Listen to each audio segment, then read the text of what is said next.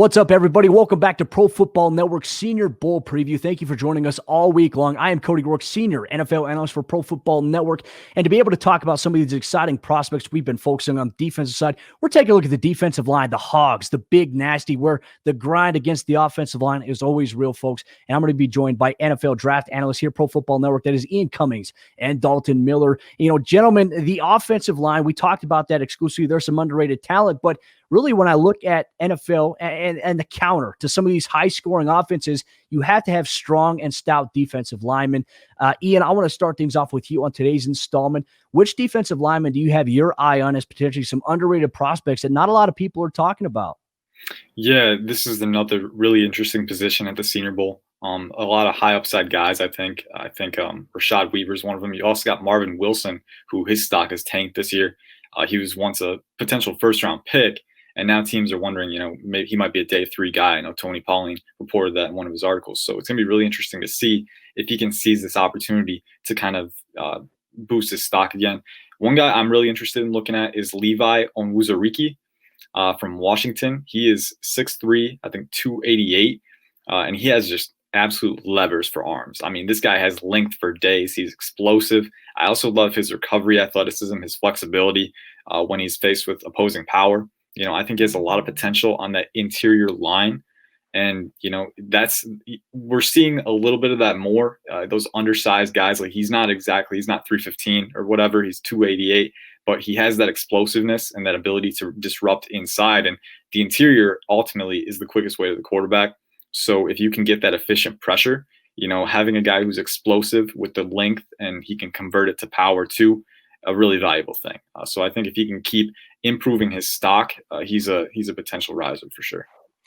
Yeah, he's really good, and in a draft class that I think is not that it's bad, because I think that there are some talents on the defensive line. I think being able to, first of all, being an opt-out this year, and then being able to go to the Senior Bowl, I think is really big for him. He'll be able to showcase his skills, and I think that he is kind of the perfect player to come and really show out at the Senior Bowl in 1v1s, because his hands are really technically refined. Mm-hmm.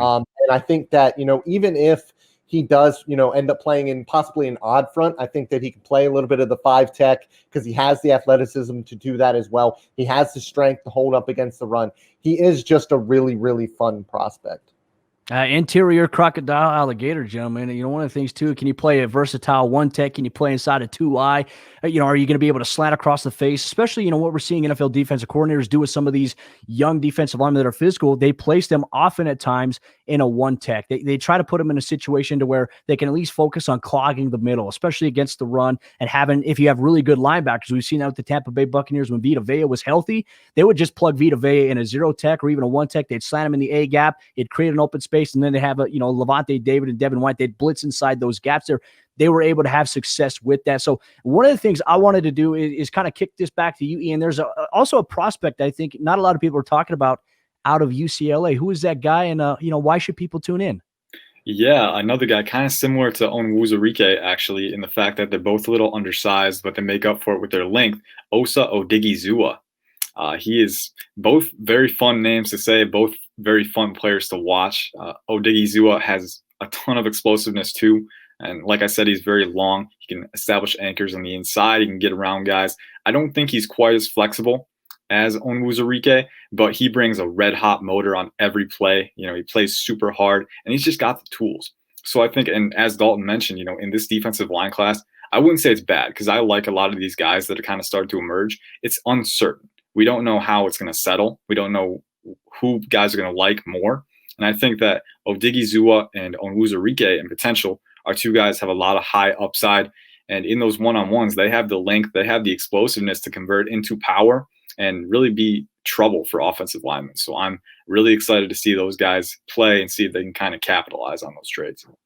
Yeah, this week at the Senior Bowl, everybody is excited about seeing the one-on-ones between the O-line and the D-line. You usually get to see that, and it can improve or drop some of these players' stocks significantly, even though that in one-on-one drills, it doesn't always necessarily simulate a proper NFL scenario. However, there's going to be times they do get in one-on-one situations, but ultimately, depending on scheme, the blocking scheme of the offensive line, there may be some double-team help, essentially. So being able to see these guys in battles, I think last year we were treated to Lloyd Cushenberry versus Derek Brown. That was a fun matchup to watch in the Senior Bowl last year. So obviously this week, as things ramp up in Mobile, Alabama, we have you covered here, ProFootballNetwork.com, alongside our NFL draft analyst, Tony Pauline. He's got you covered all week long in the latest news, rumblings, and rumors down there in Mobile. The game is this Saturday, 12:30 p.m. Eastern time as well. Be sure to check that out. But I'm Cody Rourke, senior NFL analyst for Pro Football Network. Our next installment is going to be on the edge rushers, one of the defensive line's best friends.